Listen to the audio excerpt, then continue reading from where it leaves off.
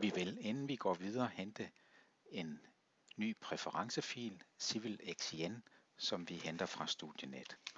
Præferencefilen ligger under undervisningsmaterialer, eksamensprojekt, Power Inroads, eksempeldata, og den hedder så CivilXien. Den skal I downloade og lægge ind der, hvor I har tegningen, som I arbejder med. Jeg har nu læst tegningen ind igen, og den ligger, jeg har lukket for alle lag, undtagen den grafiske visning af vejføringen, linjeføringen. Inde i Exploreren her, i Inroads Explorer, skal jeg nu have læst ind de forskellige elementer.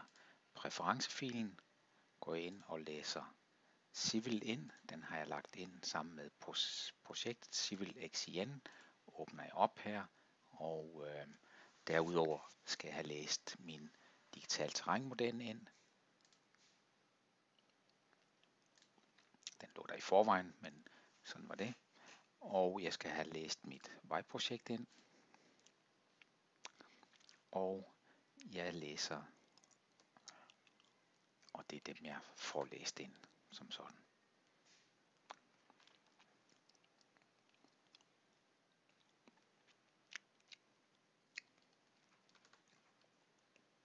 Og jeg skal også have læst den her ind, som indeholder mit geometriprojekt.